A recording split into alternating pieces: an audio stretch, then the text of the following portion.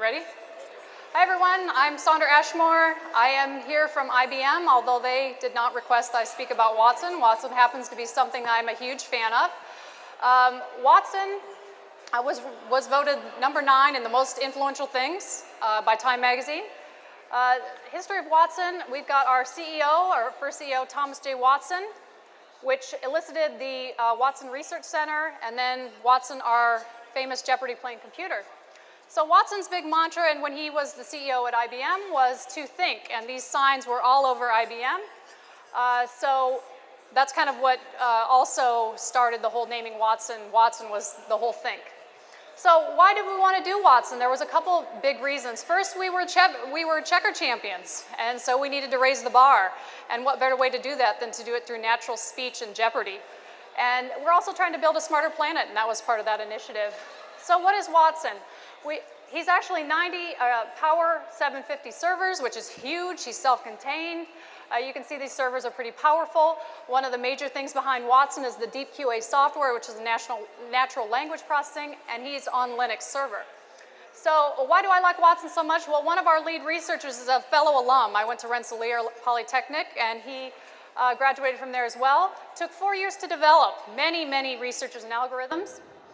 So you can see here, this is one of our researchers. He's not from RPI, although 3 of the members of the team were. They did have to do a lot of practice rounds. They brought Jeopardy in very early on. Jeopardy rejected it, and they had to do a lot more algorithm work. And they did have some practice rounds with Ken and Brad. So you can see him here. This is the real Jeopardy.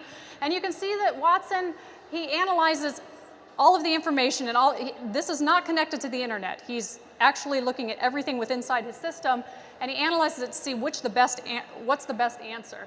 So you can see that he's not perfect. You know, they asked, is the largest airport named after World War II, second largest World War II battle, and he said was Toronto, which, as we all know, is not in the US. So he's not perfect, but he's pretty good. As you can see here, he won the $1 million from the Jeopardy challenge.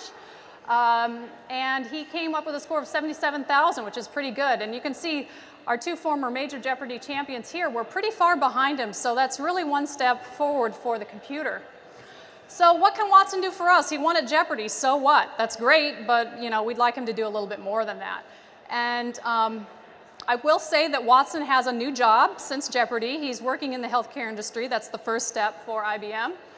And in general, in Jeopardy, the goal for him was to answer something, and I call him, but he's really a computer, right? That's how he's talked about at IBM.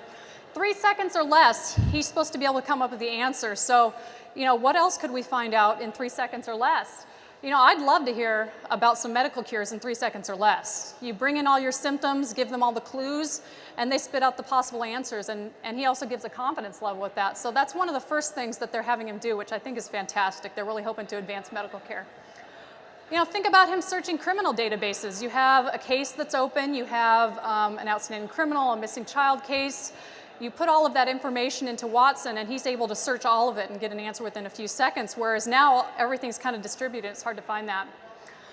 Same with the legal stuff. That's another area they're trying to understand how Watson can fit in. How can we put all of our laws from all of our different states, US laws, world laws, and have him search and find out what the best thing socially, politically would be to do.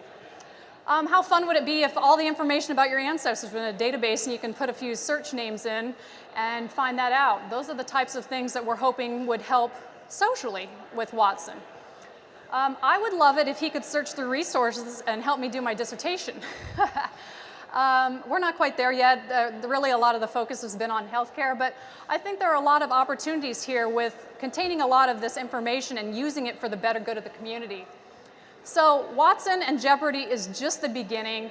IBM and research and a lot of other companies, this is not just IBM, are trying to see this phenomenon and say, how can we really expand this and make our planet much smarter? And the goal here really is to build a smarter planet. So we've been able to interconnect everything through the internet.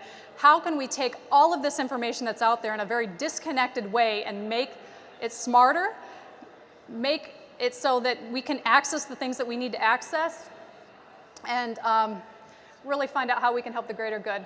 So IBM, this is our 100-year anniversary. That was a nice way to celebrate 100 years at IBM.